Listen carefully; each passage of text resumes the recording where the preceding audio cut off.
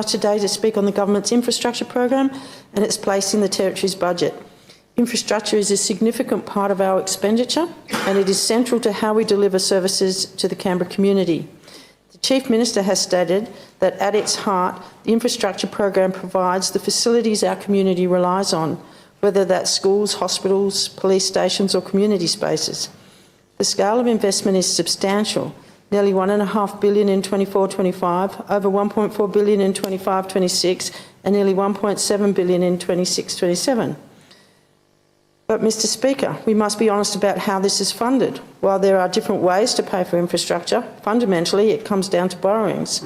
By 28-29, borrowings are forecast to reach nearly $22 billion, with interest payments alone exceeding $1 billion in that year.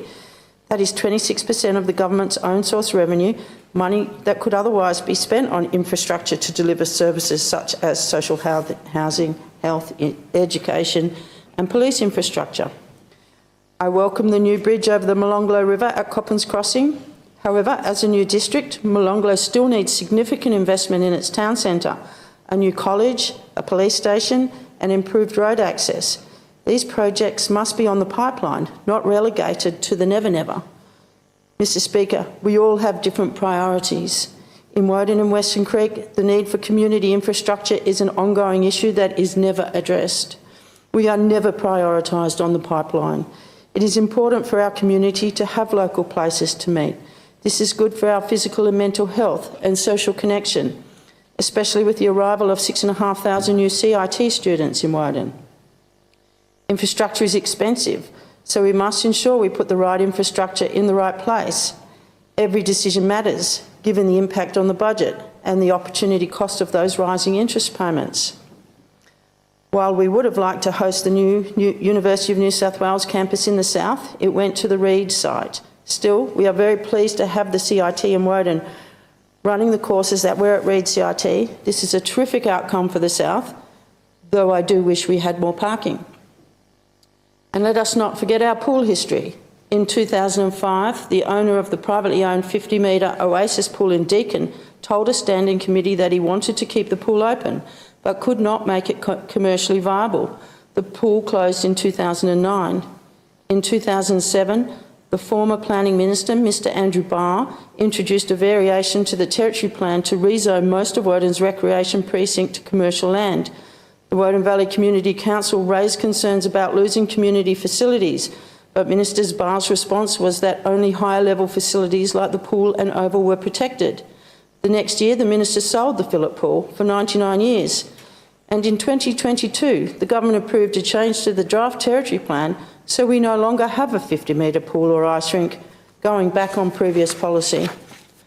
Over time, the basketball stadium, pitch and park, bowling greens, tennis courts, YMCA and its gymnasium all have been lost. But the private sector will provide us with a 25-metre pool in the midst of 5 residential towers. We have been fobbed off for 20 years and the government's non-existent sports and recreation policy has failed us. Last Thursday, the Chief Minister mentioned some of the government's major infrastructure priorities, but we were not told how much they will cost. There is the Lyric Theatre. That will be the 4th theatre in the area, and there is a street theatre next to ANU. While we have been asking for over 20 years for an arts centre, we still do not have one on the infrastructure pipeline. The government might make some meeting rooms available for art workshops in the phantom new building for Woden Community Service though. There is the new aquatic centre in Commonwealth Park. How much government funding is going into this while no funding goes into our area for a pool? Then there is the Convention and Entertainment Centre with no indicative costs. I do support keeping a reasonable pipeline of government projects. This provides certainty to the construction industry and contributes to a sustainable sector. However, there is a significant imbalance in social infrastructure across Canberra. Most of it is in the Golden Triangle, and the biggest projects in the pipeline are also there: the Convention Centre, the Entertainment Precinct, the new Aquatic Centre, the Lyric Theatre and the upgrade of Epic. The ACT government often says it does not get its fair share of funding from the federal government. But Mr Speaker, we pay our rates and we do not get our fair share of investment in social facilities in the south.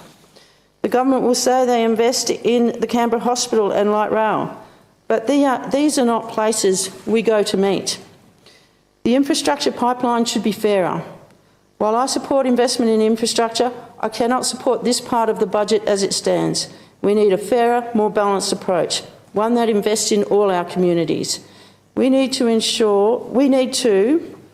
know the indicative costs and the impact on the budget of infrastructure to ensure that every dollar spent delivers real value, not just for today, but for the future of all Canberrans. Thank you.